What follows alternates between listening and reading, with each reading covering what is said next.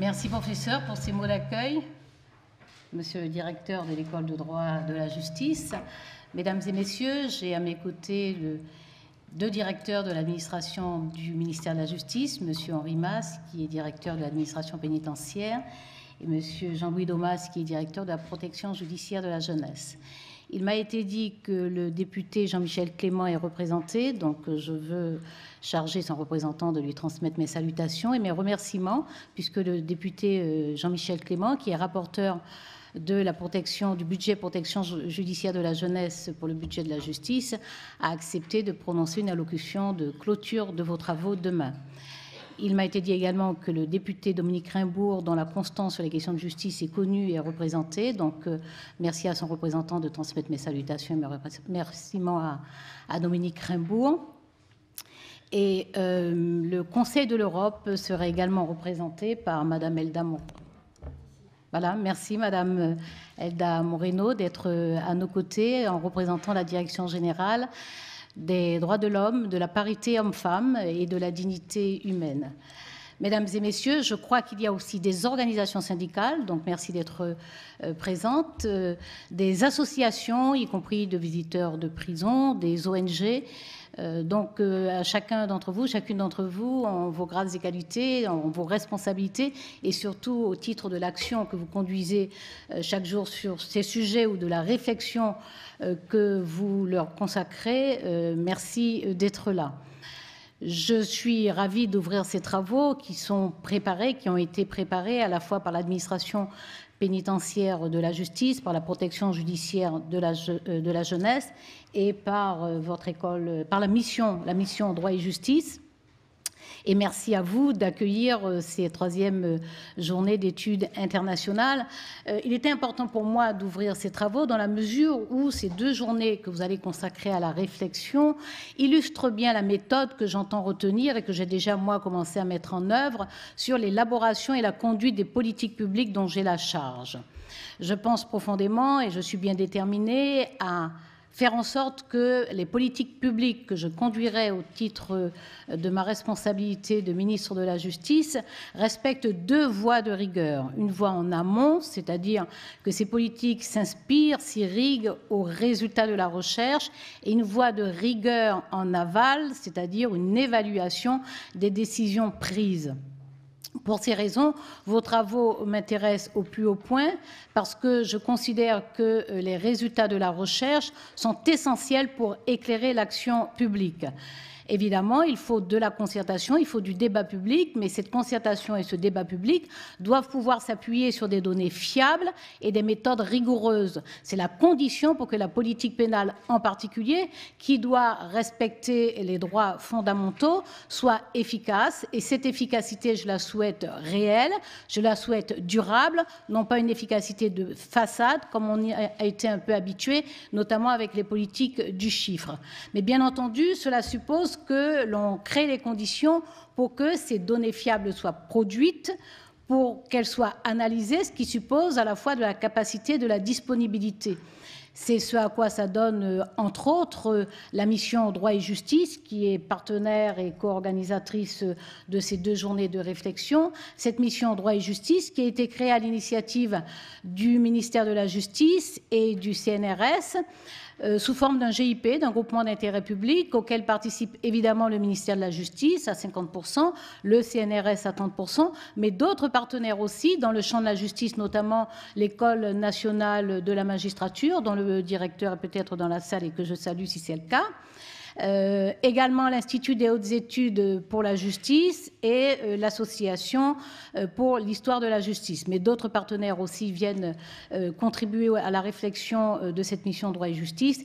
Il s'agit notamment du CNB, du Conseil national des barreaux, du Conseil supérieur du notariat et du ministère de la Recherche. La recherche est essentielle pour nous, en tout cas dans ma conception de l'action publique, elle est essentielle parce que je considère que la recherche, en interrogeant à la fois nos institutions, nos pratiques, nos croyances même, la recherche participe à la vitalité de la démocratie. C'est pour cela que, persuadée de l'utilité des travaux de recherche, j'ai tenu, dans le budget de l'année prochaine et pour le triennal, j'ai tenu à préserver le budget de la recherche. C'est un budget qui s'élevait à 850 millions d'euros l'année dernière, alors qu'il n'avait pas cessé de décliner les années précédentes. Il n'a été consommé que 612 millions d'euros de ce budget, mais malgré cela, pour l'année 2012, malgré cela, j'ai souhaité maintenir le budget de la recherche à 850 millions d'euros. Cela veut dire que le ministère de la Justice sera en capacité d'accompagner les travaux de ces organismes qui participent particulièrement, plus précisément, à réfléchir au sujet qui concerne la justice. Je parle évidemment de l'Institut des hautes études de la justice qui se consacre fortement à une réflexion à la fois prospective et comparative sur l'évolution de la justice en Europe et dans le monde.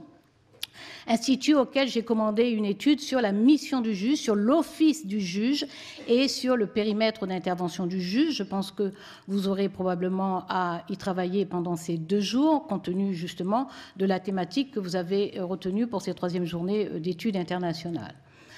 Le ministère de la Justice pourra également accompagner les travaux du GIP Droit et Justice dont je viens de parler, mais aussi ceux du CESDIP, qui est un centre d'études sociologiques sur le droit et les institutions pénales, et aussi les travaux de l'INH-ESJ, qui travaille davantage sur le croisement sécurité-justice, et en particulier sur les statistiques concernant les activités des services d'enquête.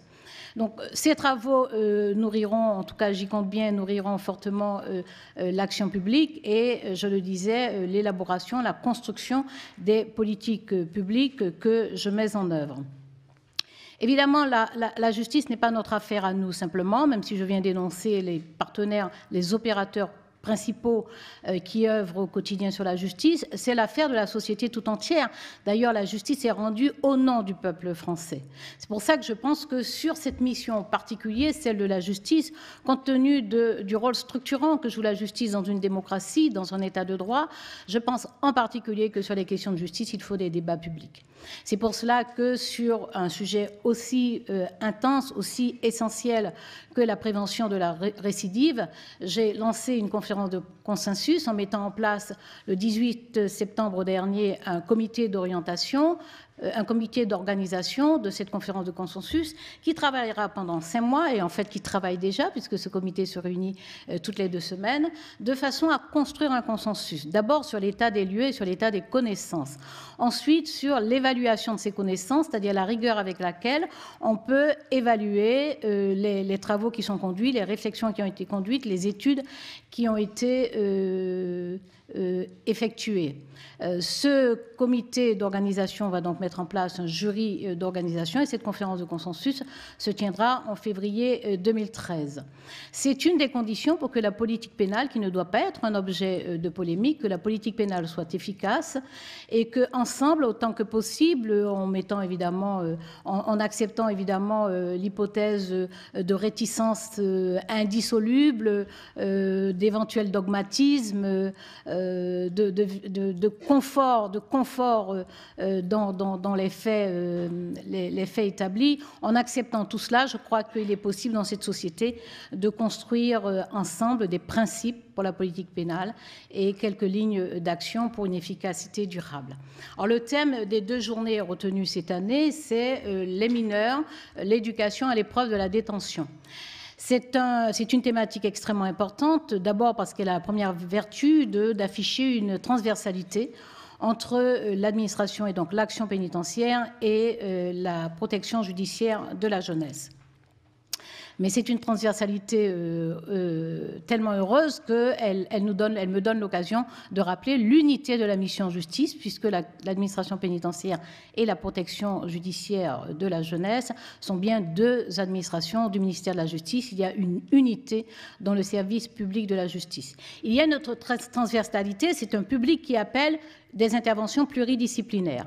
Ces interventions pluridisciplinaires se font évidemment au premier niveau entre les agents relevant de l'administration pénitentiaire et les éducateurs qui relèvent de la protection judiciaire de la jeunesse, mais également avec l'Éducation nationale et le ministère de la Santé. Il est extrêmement important que cette transversalité soit établie, reconnue et conduite au quotidien compte tenu de la nature du public concerné. Les mineurs constituent environ 1% de la population pénale, puisque nous avons, en septembre, nous avions 680 mineurs incarcérés, écroués et détenus. C'est 1% de la population pénale, mais bien entendu, les moyens qui sont mis au service de la réinsertion, de l'éducation de cette jeunesse incarcérée, ces moyens sont plus importants que 1% évidemment des moyens consacrés à la population pénale, dans la mesure où il s'agit d'un public qu'il faut arriver à arracher au parcours de délinquance. 95% de ces mineurs incarcérés sont scolarisés, c'est ce que font apparaître les statistiques. Je souhaite pour ma part que les choses s'affinent et qu'on sache exactement, plus précisément, le niveau acquis à l'occasion justement de cette scolarisation en milieu carcéral et le suivi par la suite. Parce qu'il s'agit souvent assez massivement d'un public qui avait été déjà fortement déscolarisé avant l'incarcération. Il s'agit d'un public qui est marqué par une accumulation d'inégalités, des inégalités territoriales, des inégalités sociales, des inégalités culturelles aussi parfois.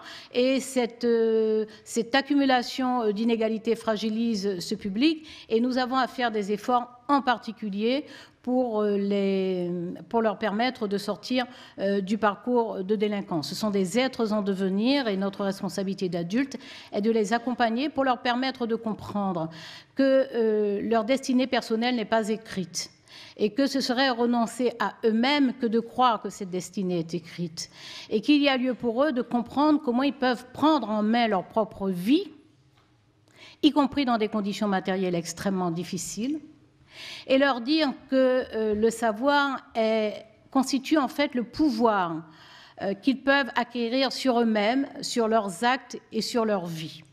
Pour toutes ces raisons, les efforts que nous faisons auprès de ces publics sont des efforts parfaitement justifiés.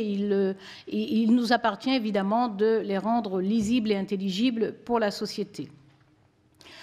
Pour ce qui concerne l'action du ministère de la Justice, les actions fortes du ministère de la Justice, vous savez que j'ai diffusé une circulaire générale de politique pénale le 19 septembre, et dans cette circulaire générale de politique pénale, je relève, en tout cas je signale aux parquets généraux et donc pour les parquets, une attention particulière. Je demande une attention particulière concernant les mineurs sur 3 points. Le premier, c'est l'individualisation. Il est extrêmement important pour ces mineurs, encore plus que pour les adultes, mais déjà pour les adultes, l'individualisation est importante. Pour les mineurs encore plus, parce que cette individualisation qui permet d'apprécier les actes commis et qui mettent en cause ces mineurs. Mais évidemment, les circonstances dans lesquelles ces actes ont été commis, la personnalité de ces mineurs. Et c'est la prise en considération de tous ces éléments qui permet au juge d'apprécier à la fois la poursuite, la procédure qu'il choisit, la peine ou la décision qu'il va prononcer, mais aussi les modalités d'exécution de cette décision. C'est donc la prise en compte de cette individualisation qui permettra de mieux accompagner le mineur. Le deuxième aspect important sur lequel j'attire l'attention des procureurs généraux et des procureurs concerne la façon dont ces mineurs peuvent entendre le prononcé de la peine. Il est important que le mineur, comme le reste de la société, comprenne qu'en matière pénale, nous avons une législation spécialisée qui doit redevenir spécialisée. C'est un engagement du président de la République et c'est un engagement que nous allons mettre en œuvre. La spécialisation de la justice des mineurs suppose évidemment le respect des principes contenus dans l'ordonnance de 1945, ces principes qui n'ont jamais été mis en cause, même lorsque cette ordonnance de 1945 a été retouchée à de multiples reprises et que des dispositions qui rapprochent la justice des mineurs de la justice des majeurs ont été introduites. Les principes de l'ordonnance de 1945 sont encore des principes extrêmement valables, dans la mesure où ils posent justement très clairement la primauté de l'éducation dans la sanction et sur la sanction. Nous allons donc revenir à une spécialisation de la justice des mineurs et nous allons veiller justement à faire en sorte que les juges des enfants, que les tribunaux pour enfants disposent de toute la diversité des réponses nécessaires pour prononcer une décision ou une peine de façon à ce que le mineur soit pris en charge dans les conditions optimales pour sa désistance, c'est-à-dire sa sortie de son parcours de délinquance et son retour dans la société, sa réinsertion et finalement pour la prise en charge et la conduite de sa vie. La troisième, alors il faut savoir que le retour à la spécialisation des mineurs, ça suppose bien entendu la suppression des tribunaux correctionnels pour mineurs, qui sont de façon emblématique et inutile et inefficace pour le fonctionnement des juridictions et même très perturbant pour le fonctionnement des juridictions, une des mesures emblématiques du rapprochement de la justice des mineurs et de la justice des majeurs. Le troisième élément important sur lequel j'ai attiré l'attention des procureurs généraux et des procureurs consiste dans la continuité de la prise en charge. Et ceux d'entre vous qui œuvrent auprès des mineurs savent ce que cela signifie, la difficulté d'une prise en charge qui se poursuive le temps nécessaire. D'abord parce que lorsque la ligne des mineurs, de l'âge mineur, est franchie, la prise en charge change, mais surtout parce qu'il faut le temps nécessaire pour accompagner le jeune, pour lui permettre de prendre en charge son propre parcours de façon à ce qu'il puisse prendre en main sa propre vie. Donc la continuité de la prise en charge est essentielle pour ces êtres en devenir que l'on doit aider à se trouver eux-mêmes. La jeunesse est une priorité énoncée très clairement par le président de la République. Le gouvernement est très fortement mobilisé sur cette priorité sous des formes diverses. Je rappelais tout à l'heure le travail conduit entre le ministère de la Justice, le ministère de l'Éducation nationale et le ministère de la Santé. Il y a bien entendu en plus le ministère de lutte contre les exclusions et le comité interministériel pour la jeunesse qui existe au sein du gouvernement.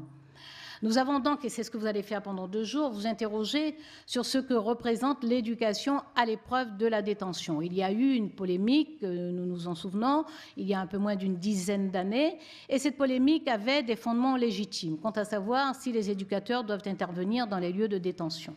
C'est une vraie question. C'est une vraie question qui était posée sous l'angle de savoir s'il n'y a pas là une incitation à prononcer des peines d'incarcération pour les jeunes en s'absolvant du fait que des éducateurs pourront entrer dans les lieux d'incarcération et effectuer leur travail. Cette interrogation posée par les éducateurs était donc fondée. Nous sommes aujourd'hui à une dizaine d'années de création des établissements pour mineurs.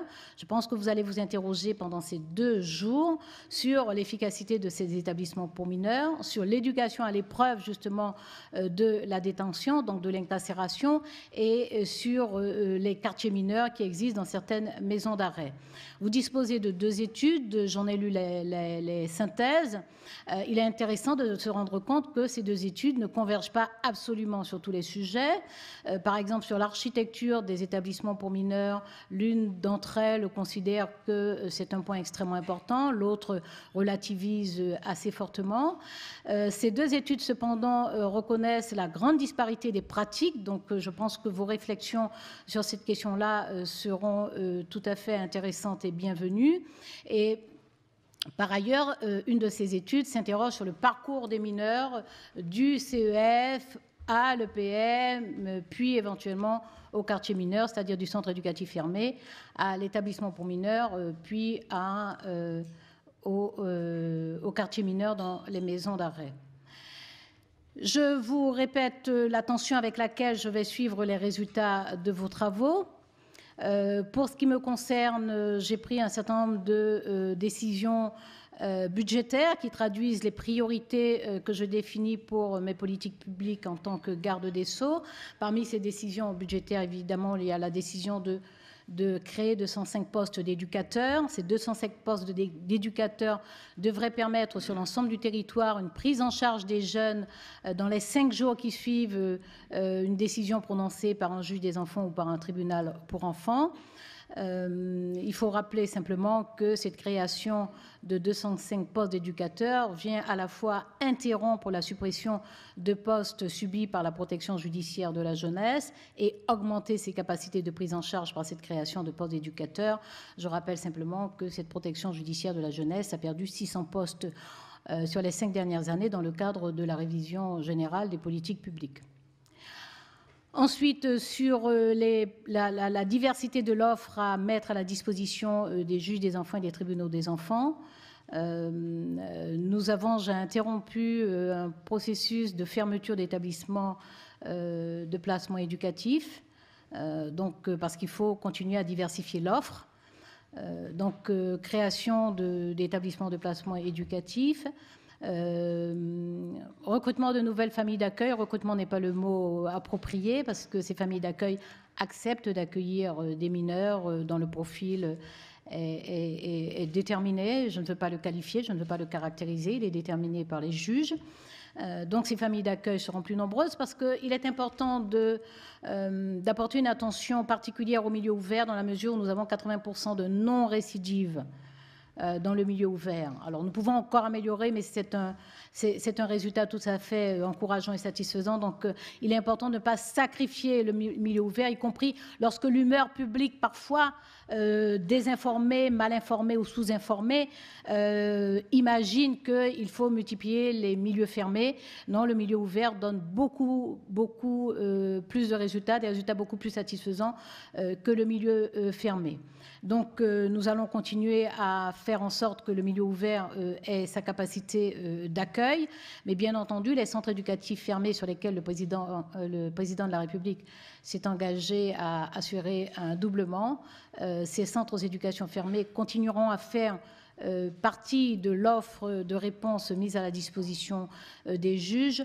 J'ai diligenté une inspection sur les centres éducatifs fermés pour étudier à la fois leur fonctionnement, leur répartition sur le territoire, le profil des jeunes qui ont été accueillis, le suivi des jeunes, y compris après la sortie du CEF, toutes dispositions qui permettent d'évaluer l'efficacité réelle de cette réponse mise à la disposition des juges.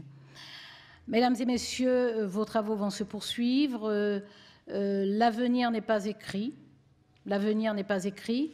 En réfléchissant, en acceptant de venir réfléchir pendant 2 jours selon une méthode qui, à mon avis, ne peut donner que des résultats efficaces puisque, en plus de la transversalité que j'ai évoquée tout à l'heure, il y a un véritable rassemblement des publics et des intervenants, puisque vous allez travailler ensemble, magistrats, fonctionnaires de l'administration pénitentiaire, fonctionnaires de la protection judiciaire de la jeunesse, fonctionnaires du ministère de la Recherche, du ministère de la Santé, chercheurs universitaires. Pendant 2 jours, vous allez mettre ensemble vos expériences, vos réflexions. C'est un travail que vous acceptez de faire en plus des lourdes charges que vous assumez au quotidien. Vous avez souhaité vous désenclaver en invitant des délégations étrangères de façon à partager aussi les expériences des autres, puisque vous accueillez des délégations d'Espagne, de Belgique, d'Allemagne, du Québec, en plus de Madame Moreno du Conseil de l'Europe. Et puis, bien entendu, je pense que vous allez travailler en ayant à l'esprit que nous sommes tenus par quelques engagements internationaux. La Convention européenne de sauvegarde des droits de l'homme et des libertés fondamentales, qui date de 1950 et que la France a ratifiée en 1974, la Convention internationale pour les droits de l'enfant du 24 novembre 1989, et bien entendu les règles pénitentiaires européennes qui ont été signées en 2006. Donc tout cela sont des engagements qui portent sur la dignité de la personne, sur l'humanité qui doit prévaloir dans nos établissements d'incarcération, et ce sont des engagements que nous assumons sans difficulté, puisque ce sont des engagements qui correspondent à la fois à nos convictions profondes, mais surtout aux valeurs de notre République. Je le disais, l'avenir n'est pas écrit. En travaillant pendant 2 jours, en acceptant de vous consacrer pendant ces 2 jours à des échanges de réflexion et d'expérience, vous contribuez à prendre la plume pour écrire cet avenir. Et pour ma part, au titre de ma responsabilité, je veillerai à ce que à cet avenir, nous mettions, au service de cet avenir, nous mettions les moyens intellectuels, grâce à vous, matériels et opérationnels, grâce à ceux qui interviennent tous les jours auprès de ces mineurs sur lesquels vous allez vous interroger au titre de cette éducation à l'épreuve de la détention. Je vous remercie pour votre attention.